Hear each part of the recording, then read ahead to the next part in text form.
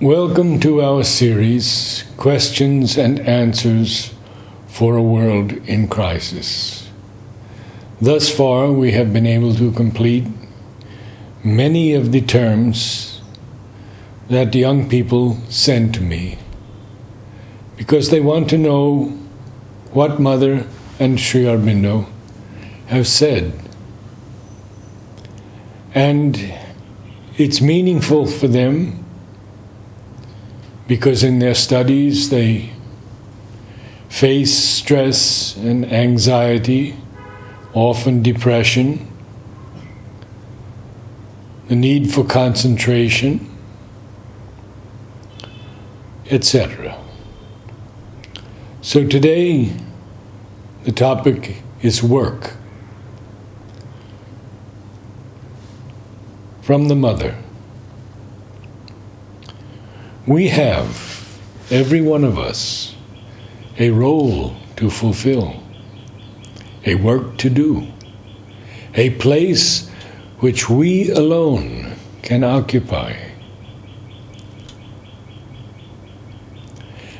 Let us offer our work to the divine.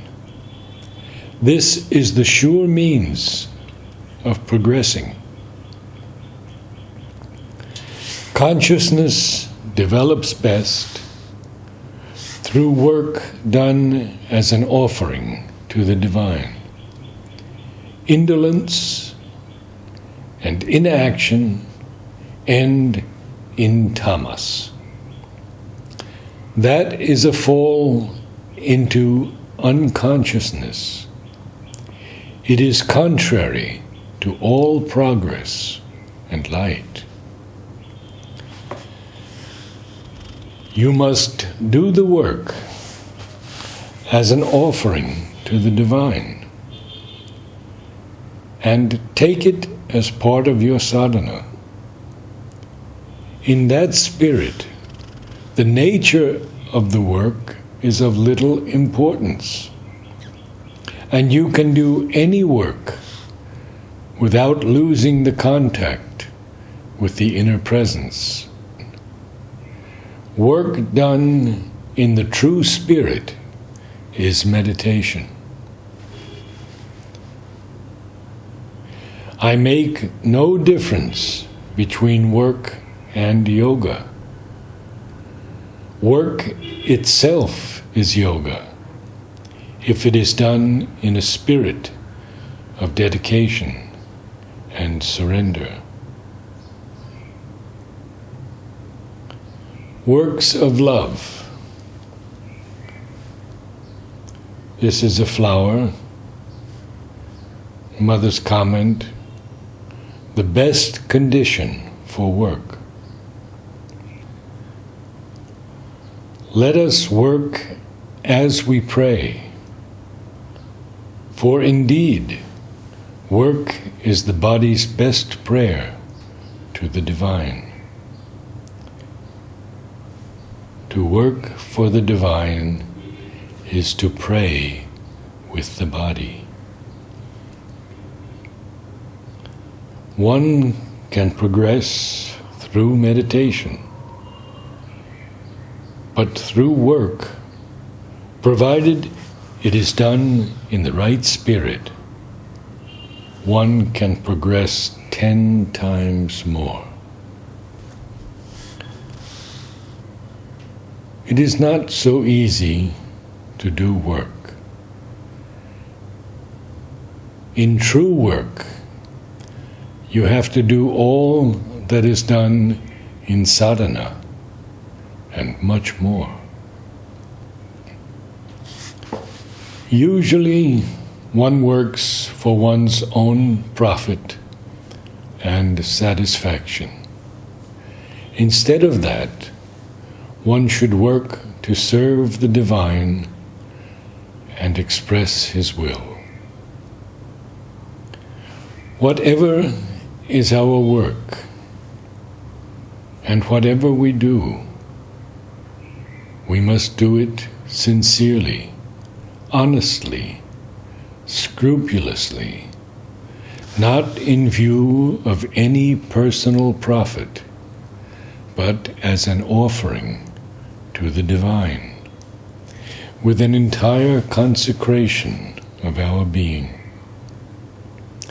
If this attitude is sincerely kept in all circumstances, whenever we need to learn something to do the work more effectively, the occasion to acquire this knowledge comes to us, and we have only to take advantage of the opportunity.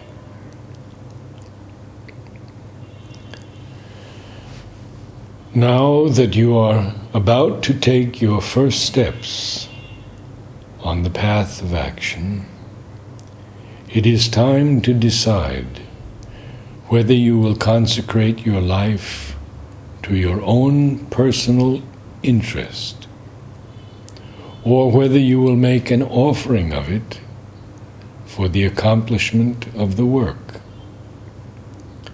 In either case, the field of action remains the same, but the spirit in which it is done is totally different. Do work as sadhana. You offer to the divine the work you do to the best of your capacities, and you leave the result to the divine. Be faithful to your ideal and dedicate your work to the divine. Work for the divine, and you will feel an ineffable joy filling your being. Disinterested work done for the divine, the surest means of progressing. Disinterested work done with no other motive than of doing as well as possible the divine's work.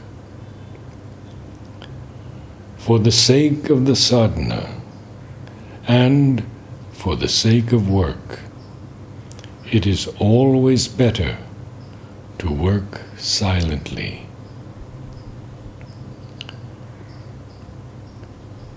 When there is some work to do,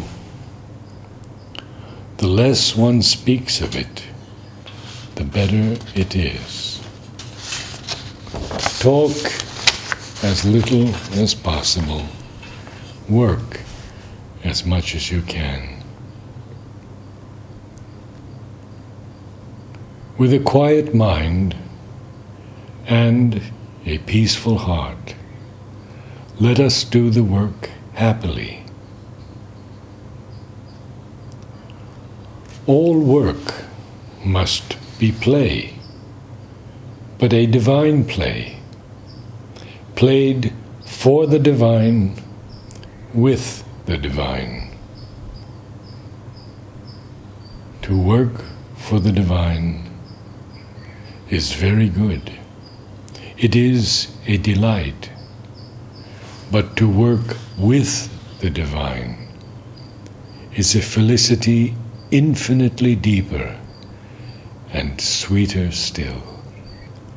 Do the work with all your heart and as best you can, and my help and my blessings will always be with you. From Sri Aurobindo. Work for the mother, done with the right concentration on her, is as much a sadhana as meditation and inner experiences. Those who do work for the mother in all sincerity are prepared by the work itself for the right consciousness. Even if they do not sit down for meditation or follow any particular practice of yoga. It is not necessary to tell you how to meditate. Whatever is needful will come of itself if, in your work and at all times, you are sincere and keep yourself open to the Mother. The Mother does not think that it is good to give up all work and only read and meditate. Work is part of the yoga, and it gives the best opportunity for calling down the presence, the light, and the power into the vital and its activities. It increases also the field and the opportunity of surrender. To be entirely sincere means to desire the divine truth only, to surrender yourself more and more to the Divine Mother, to reject all personal demand and desire other than this one aspiration, to offer every action in life to the divine, and do it as the work given without bringing in the ego. This is the basis of the divine life. For you, the most effective way to get the strength you need should be to do the work consciously and scrupulously, allowing nothing to interfere with its exact discharge. If you did that, opening yourself at the same time to the Mother in your work, you would receive more constantly the grace, and you would come to feel her power doing the work through you. You would thus be able to live constantly with the sense of her presence. If, on the contrary, you allow your fancies or desires to interfere with your work, or are careless and negligent, you interrupt the flow of her grace and give room for sorrow and uneasiness and other foreign forces to enter into you. Yoga through work is the easiest and most effective way to enter into the stream of this sadhana. Yes, that is the most important thing. To get over ego, anger, personal dislikes, self-regarding sensitiveness, etc. Work is not only for work's sake, but as a field of sadhana, for getting rid of the lower personality and its reactions, and acquiring a full surrender to the divine. As for the work itself, it must be done according to the organization arranged or sanctioned by the Mother. You must always remember that it is her work and not personally yours. In the ordinary condition of the body, if you oblige the body to do too much work, it can do with the support of the vital force. But as soon as the work is done, the vital force withdraws, and then the body feels fatigue.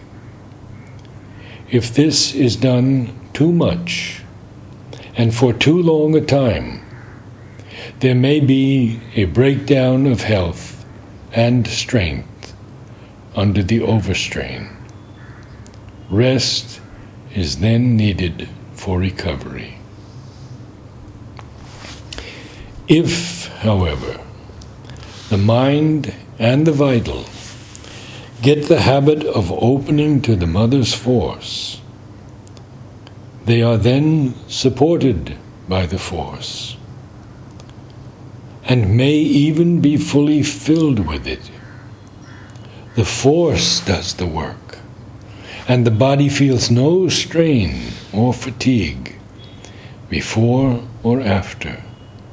But even then, unless the body itself is open and can absorb and keep the force, sufficient rest in between the work is absolutely necessary. Otherwise, although the body may go on for a very long time, yet in the end there can be a danger of a collapse.